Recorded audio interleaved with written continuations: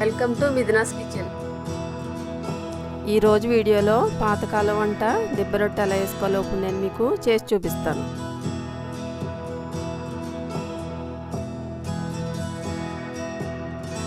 దాని కాంబినేషన్ కొబ్బరి చట్నీ.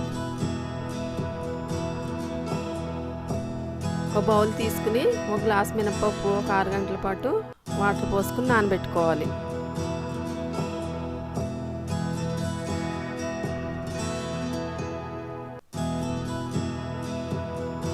అదే గ్లాస్తో ఒక గ్లాసు బియ్యం నూక తీసుకోవాలి. దాన్ని కూడా బౌల్లో పోసుకుని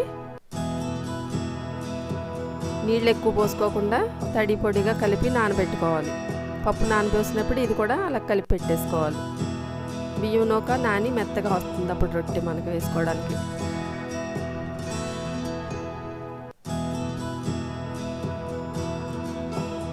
పల్చగా కలుపుకోకూడదు, గట్టిగానే కలుపుకోవాలి.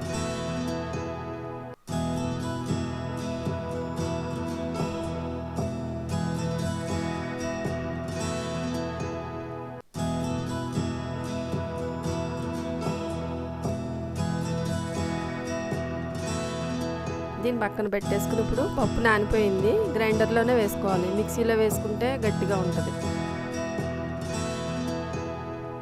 నలిగిపోయింది. ఇప్పుడు నానబెట్టుకున్న బియ్యం నూకలో ఈ పిండి మొత్తాన్ని తీసేసుకోవాలి.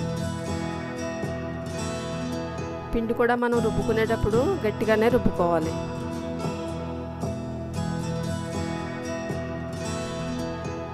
ఇదంతా ఒకసారి బాగా కలిపేసుకోవాలి. రుచికి తగ్గ ఉప్పు వేసుకుని బాగా కలుపుకోవాలి. మళ్ళీ ఒకసారి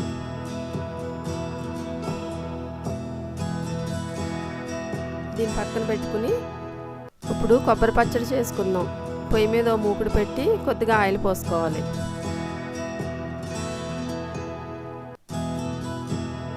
ఆయిల్ వేడెక్కింది. 1 టీ స్పూన్ మినపప్పు, 1/2 టీ స్పూన్ జీలకర్ర వేసుకుని కొద్దిగా వేయించుకోవాలి.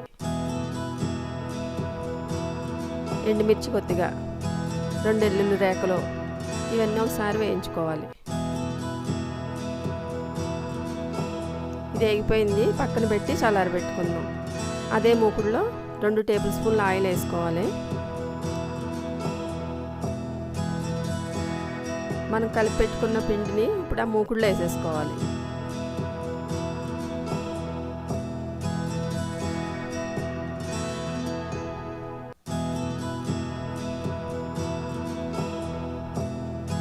ఈ రొట్టె ఉడకడానికి అరగంట టైం పడుతుంది. గ్యాస్ మీద కూడా వేసుకోవచ్చు, సిమ్లో పెట్టి వేసుకోవాలి.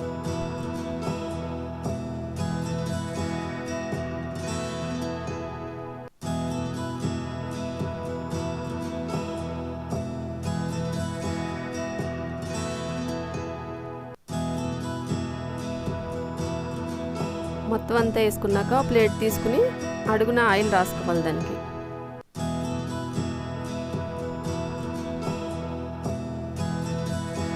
రొట్టె మీద కూడా కొద్దిగా ఆయిల్ వేసుకోవాలి.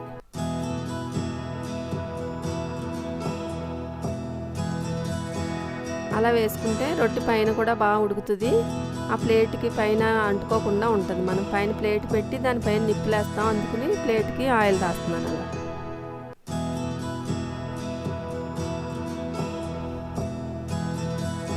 ఆ ప్లేట్ అందు మీద పెట్టేసుకోవాలి. పొయ్యిలో ఉన్న బొగ్గులు తీసుకుని ఆ ప్లేట్ మీద వేసుకోవాలి. ఇలా నిప్పులేయడం వల్ల రొట్టె దలసరిగా ఉంది కదా, పైన కింద కూడా ఒకే లెవెల్లో సమానంగా కాలుతుంది. అందుకని అలా వేస్తున్నాం అన్నమాట.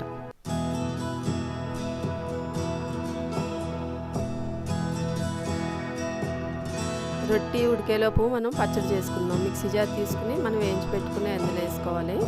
ఒక కొబ్బరికాయ మీడియం సైజు చిన్న ముక్కలుగా కట్ చేసి పెట్టాను. కొద్దిగా బెల్లం, కొంచెం చింతపండు. తీపి ఇష్టం లేని వాళ్ళు బెల్లం వేసుకోవక్కర్లేదు, కొద్దిగా చేసుకోవచ్చు. ఇవన్నీ మిక్సీ జార్లో వేసేసుకోవాలి.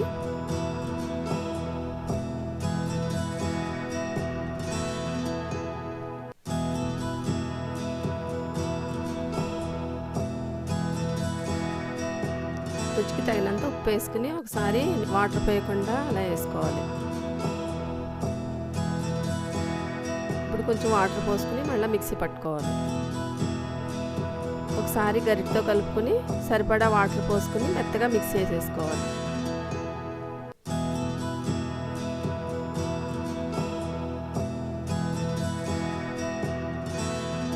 పచ్చడి రెడీ అయిపోయింది. దీనిలో బౌల్లో తీసేసుకుందాం.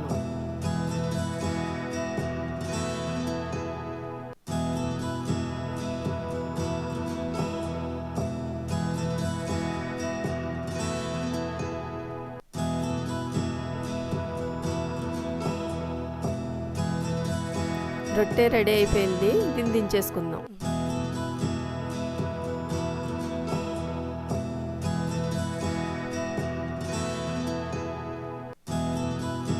దీన్ని ప్లేట్లోకి తిరిగేసేసుకోవాలి.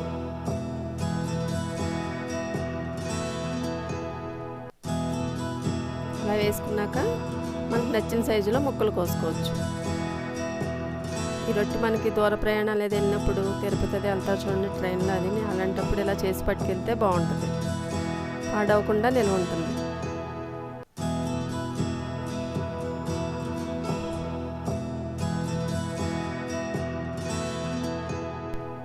మా నాన్నగారు ఇలా రొట్టి బెల్లం ముక్క రెండు కలిపి తినేవారు.